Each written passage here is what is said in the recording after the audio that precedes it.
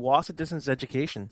My name is Greg Weaver, and this is ENG4E, Grade 12 Workplace English. I'd like to welcome everyone listening across the north today at home, your learning center, or in Bell Expressview. To call and join our class, you can call 1-800-465-7144 or 737-4017 or 2983 in the Sioux Lookout, Lac Seul, or Dryden areas. I'd like to welcome everyone back to class today. This is our first class of week 6. And we are going to be finishing off lesson number 9 today, as well as starting with lesson 10. I expect that we will have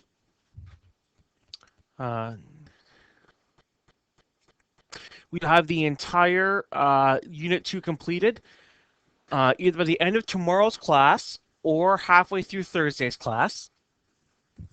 And then we'll jump right into lesson 11 of Unit 3.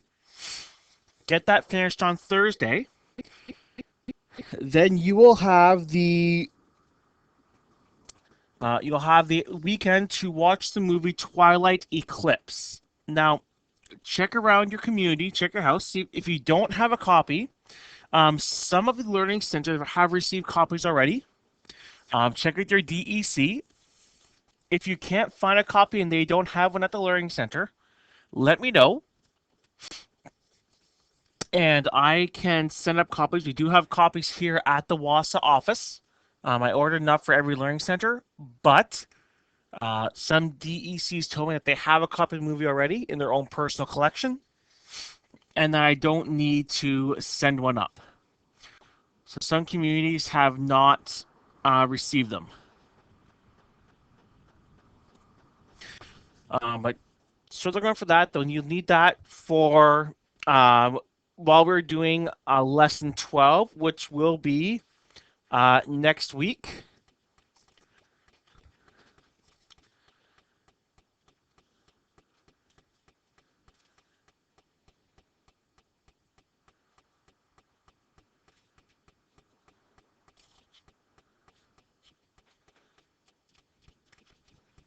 So we are pretty much right on time for completing our course by the end of our time together. I will be traveling to Sachico Lake sometime in beginning of June. I'm not quite sure yet. But when I do know the date, I will be sure to let you know about it. So we're going to pick up where we left off on class on Thursday, which was looking at our character sketch for Tiffany Hunter. So this is the big activity you are doing in lesson 9, and you are using all of the examples and entries that you did for your double entry journal to complete this assignment. This is the reason why it was in your unit to do them after every lesson and to not hand them in until the end of lesson 9. Because you need to use it to complete key question 34.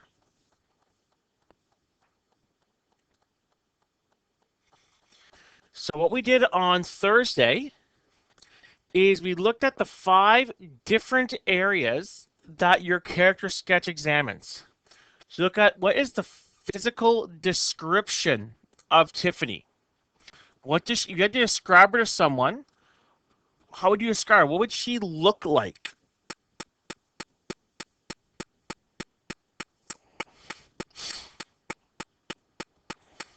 Then you'd look at her emotional status at the beginning, the middle, and the end of the course. Of the novel. Her mental status, mental state, at the beginning, middle, and end of the novel, as well as what are some personalities. How would you describe her personality? Is she outgoing? Is she stubborn? Words like that. How would you describe her using at least 3 traits and explaining those traits clearly?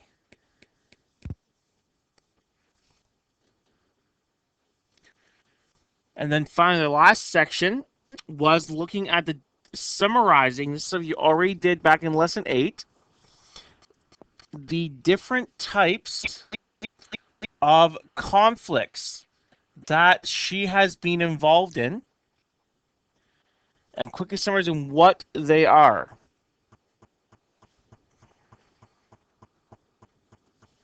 So you can find those back in lesson 8, as well as the different types that we looked at as well is also available in lesson 8. So what we did on Friday, or Thursday, sorry, came with a list. So we looked at, for physical description, how would you describe her? Well, she's 15 years old from Otter Lake and she's First Nations. All that information came from page 9. Since it came from page 9, I put a little bracket 9, so I know where that comes from.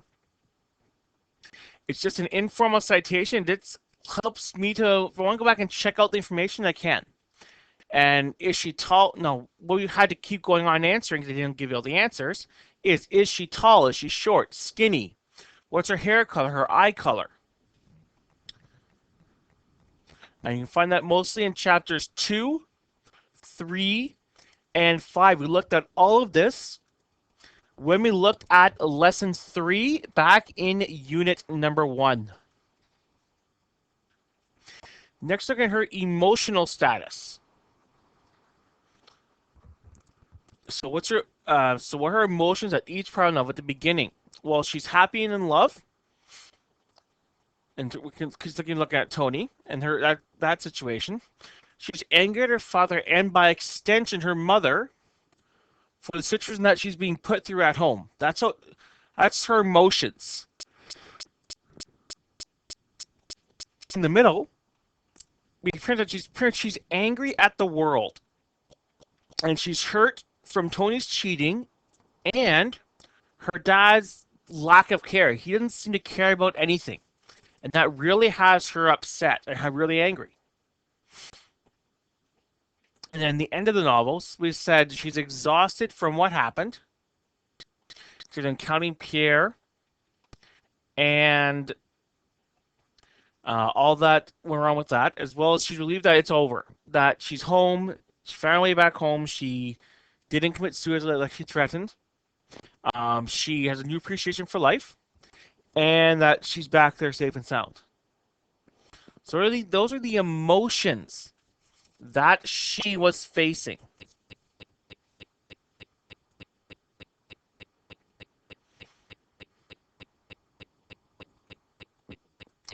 Next is her mental status. Now, we went through these little point forms. We're reviewing it now. Then you're going to take this and turn this into paragraphs, and we'll do an example of that as well. So mental status, that's looking at how or what was she thinking at each part of the novel. So at the beginning, she's happy but uneasy about her relationship with Tony. She knows that something's not quite right, but doesn't know what. She's stressed at home and at school over her grades, and her father is yelling at her for what seems to her to be left for everything. In the middle of the novel, that's like around chapters, but I'll really look at in unit 2, from chapter 6 all the way up to about chapter 21 or 22, sorry. And so we know she's depressed what happened at Tom with Tony. She's angry for the exact same reasons. And she's suicidal over what has happened in her life and in the last few days and weeks. Looking at what's happened with her mom moving out and not having a baby with the man she moved out with or moved out to be with, as well as her dad yelling at her, Tony breaking up with her. Everything seemed to come into an end. Everything come to a head there. That is what feels like in the middle. At the end, she's still really stressed about school. She's still really confused over what went wrong with Tony and about what Pierre said in the woods. Is he actually a vampire? Is he not? Is it just a story? Is it true or is it not true? She doesn't know. But she is optimistic that things will get better and that the worst is behind her.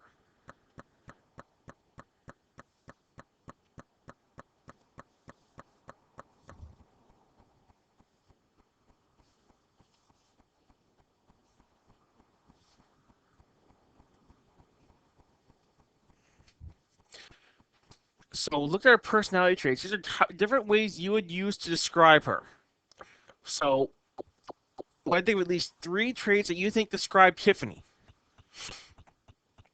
So you came up with both positive and negative ones. You can choose from this list, but I'd like you to try and come up with your own as well. At least three. You could have four, five, six. I've seen some hand in work that had 8 traits all explained. But some of the positive ones, she's fair, she's honest, she's trustworthy, and she's friendly. Another side of the coin, some negative ones is that she's very short-tempered, she's very confrontational, and she's strong-willed.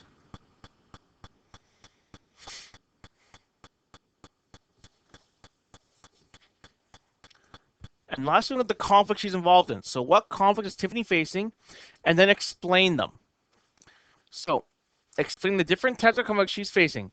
So like the person against person against self, person against society, or person against nature. And then give a brief description of those conflicts.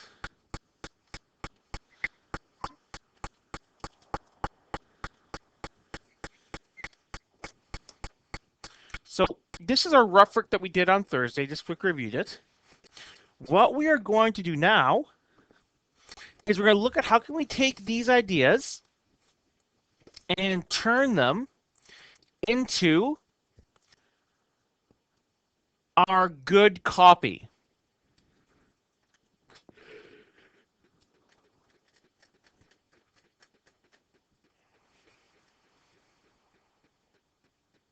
So first thing we want to do, now this came in either on line paper or on a computer. I recommend a computer just because it's a bit easier to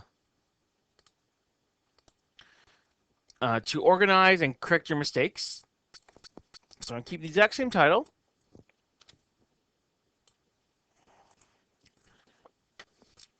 And you're going to have the similar headings.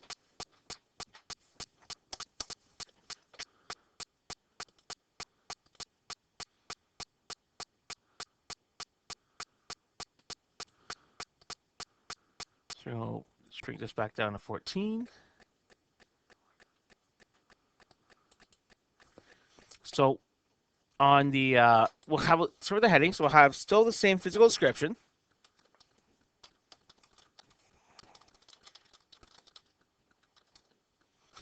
And segments and paragraphs. So Tiffany Hunter is a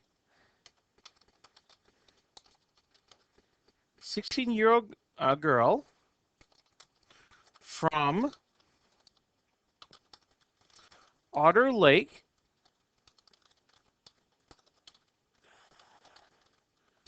First Nations in Ontario. Now, how do you know it's in Ontario? Because it talks about class trips to Toronto. And that would be really, so that's when we know it is in Ontario.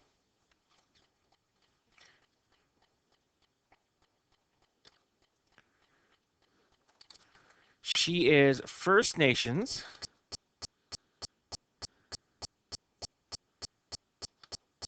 And then you want to fill in the blanks. What else there? Fill in the she's short, skinny, or eye color, hair color. And you also want to include just where you got the information from. So for this one here, we're going to go page 9. That way I know where this came from and I can find it. Now, with this reference, you don't need to have them for every single sentence, but you need to have at least, I would say at least two per paragraph or per section, just so I know where you're getting information from. Because if I read this and I really, it seems a bit different than what I've got from other students and doesn't seem to make a lot of sense, I'll probably check the page and see where you got that from. So it's really important to keep that in mind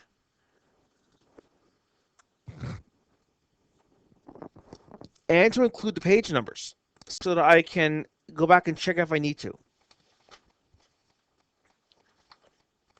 And so you do the same thing with the different headings. So here we're going to have, after that paragraph, we will have her emotional status.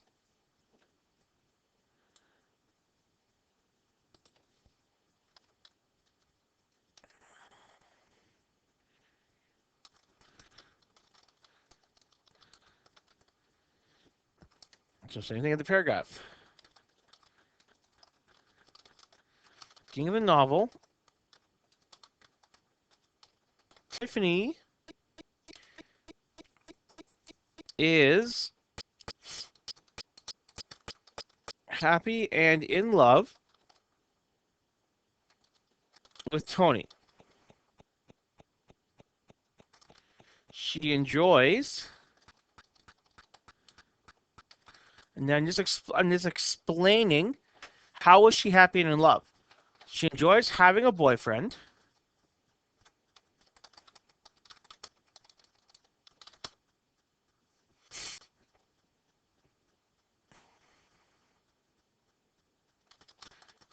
And spending time with him.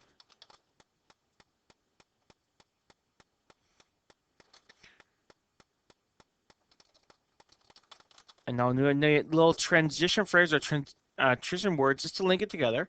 So another emotion that she is facing or encountering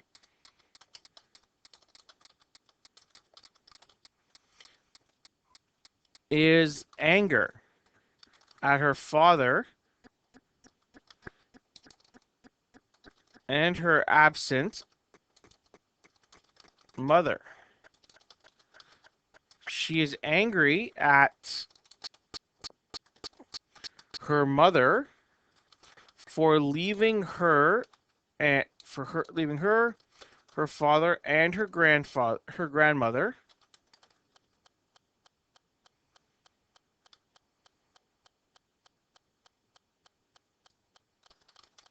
when she moved out.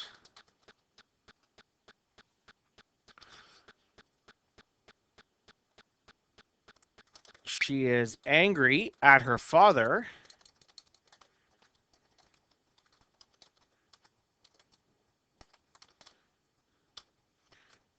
because of the stress and fights that now occur over chores, money,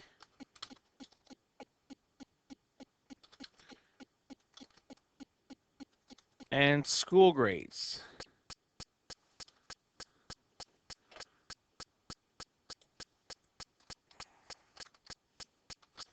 She dreads going home and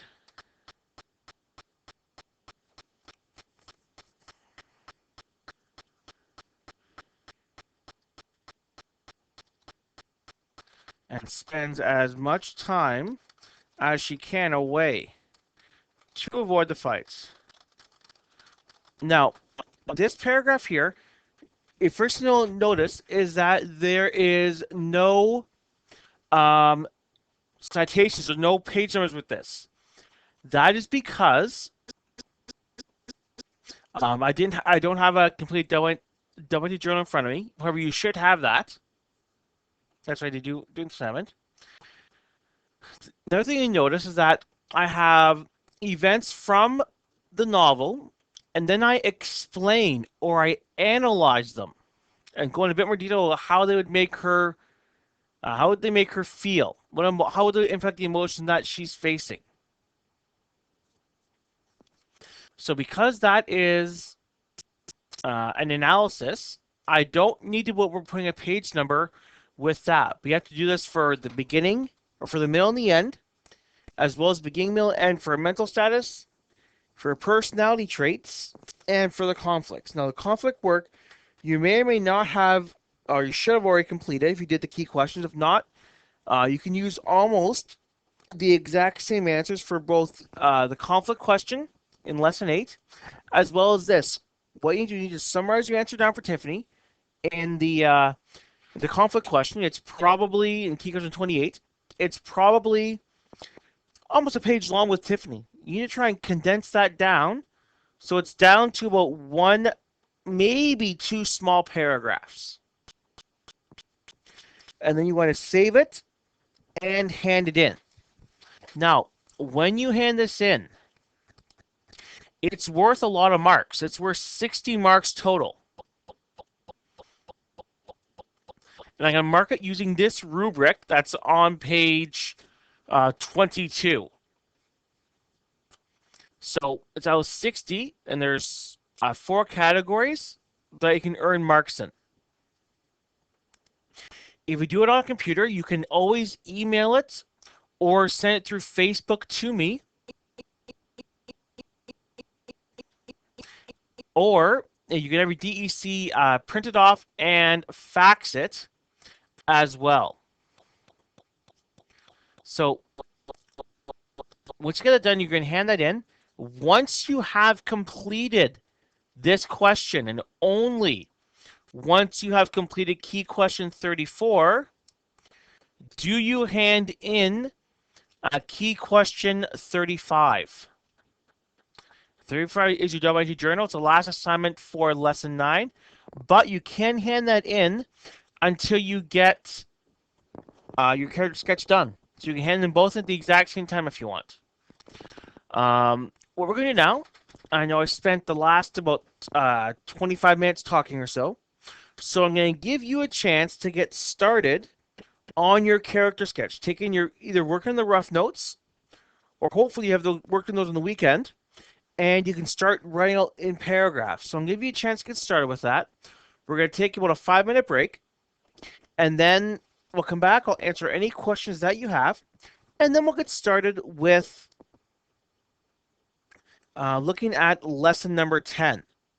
We do have a couple of videos to watch as well. We'll get to those later on in class. So take about 5 minutes, and then we'll come back and answer any questions and start lesson 10. I will talk to you then.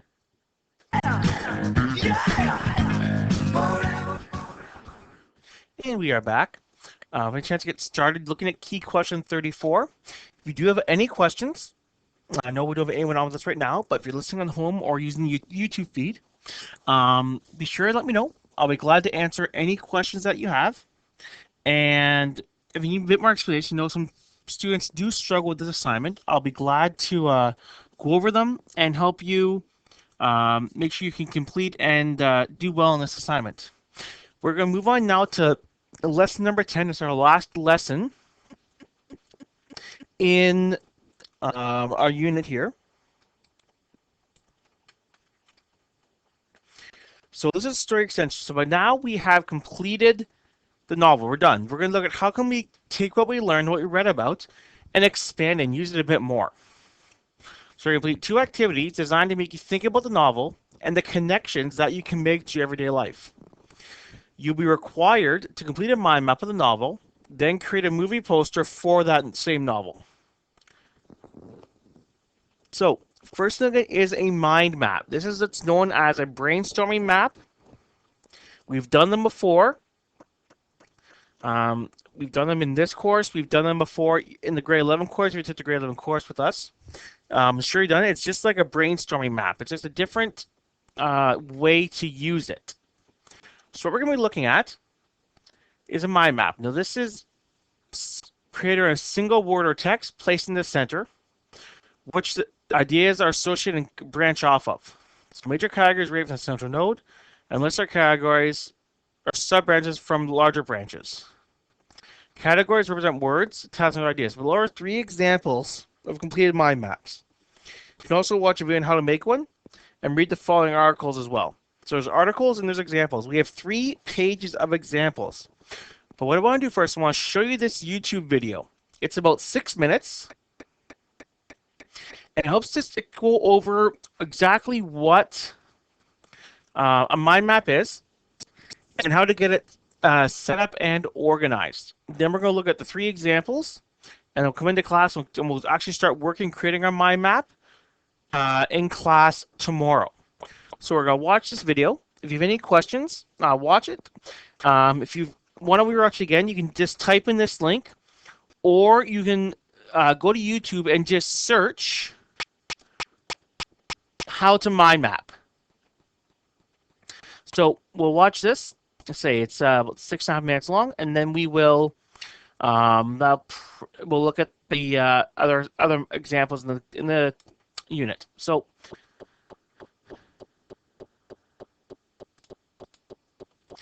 we'll go ahead and we'll go with this. And any questions, we can ask them when to finish this. Welcome to the How to Mind Map tutorial. You're about to learn why mind mapping is used by so many people in so many countries and in so many languages. Mind maps are the ultimate organizational thinking tool. They are the easiest way to put information into your brain and to take information out of your brain, as they literally map out your thoughts. Tony Buzan invented mind maps back in the 1970s. A mind map is a thinking tool that reflects externally what goes on inside your head. We're now going to look at how to mind map in 6 simple steps. Let's begin mind mapping. Step 1. Firstly, start by creating your central idea. This will define the theme of your mind map. This should ideally be an image, as images have much greater impact than words. Images encourage your imagination, keep your mind focused, and help you to remember. You can choose between a selection of iMindMap images, or you can import your own. iMindMap allows you to add a short text label as well as your image if needed. Step 2. You need to add your ideas and thoughts to your mind map. You can do this by adding branches for each of your ideas. Curved, organic branches are the most effective as they reflect the structure of your brain. Straight lines are rigid and therefore boring. They don't excite your mind, which means that you aren't soaking up so much information. Curved, rounded lines create variety and excitement for your eyes, making the information they hold easier to remember. Give your main ideas thicker branches to show their importance. Your branches should become less and less thick as you add your second and third level ideas. You can create curved branches easily using iMindMap. Simply use your mouse and the predefined branch drawing tool to create your branches. iMindMap will also organize the thickness of each of your branch levels. Step 3. A very important part of mind mapping is color. Colors are as exciting to your brain as images. They add extra interest and life to your mind map, as well as giving energy to your creative thinking. Using iMindMap, each of your branches is given a different color via the Auto Color tool.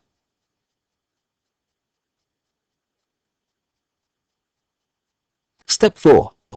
Once you have created a branch for your idea, you can then add a word to describe it. It is important that you try and only use one keyword here. This is because single words will generate many more associations and connections, allowing your mind to have the freedom to spark off new ideas and thoughts. Try and remember that single words will always provide power and flexibility to your mind map. To add a word, simply type straight after creating your branch. And remember, if you ever need to include more information than just one word, iMindMap lets you attach notes to any of your branches, so you can include further words or information. Step 5. You can also attach an image to your branch. As the saying goes, a picture can paint 1,000 words. This is because images have a huge impact on your brain. The more you use them, the better. You can attach images to any branch using images from the iMindMap image and icon library or by importing your own.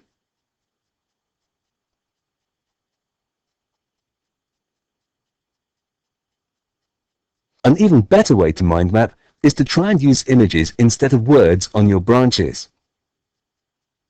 Step 6. Connections are now what will create your mind map. From your central idea, and then your first main branch, your brain will start making connections. These connections will start forming the rest of your main branches, and then your second level branches, and then third level branches, carrying on until you have run out of ideas, which, if you're using mind mapping, should be never. This is because your brain works by association. It likes to link 2, or 3 or 4 things together. If you connect branches, and therefore ideas, you will understand and remember a lot easier. So, carry on adding your branches. Congratulations! You are now mind mapping. For those of you who want to add more to your mind maps, you can try these other ideas. Why not highlight important areas of your map by using highlight clouds?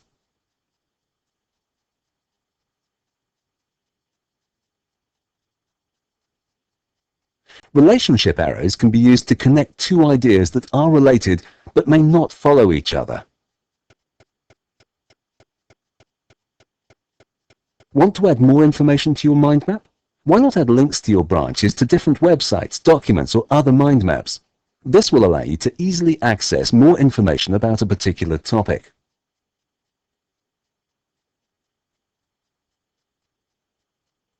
Try adding a background color to your mind map to give it even more impact.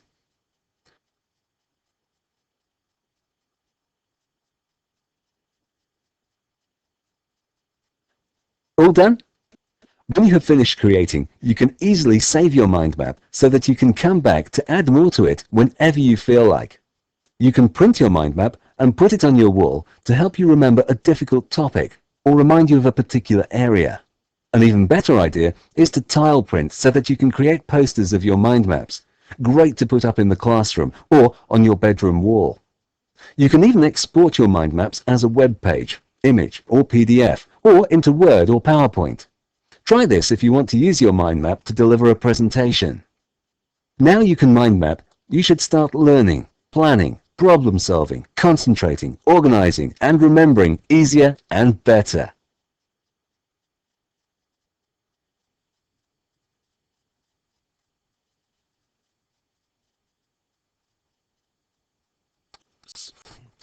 So that is our video here on how to mind map.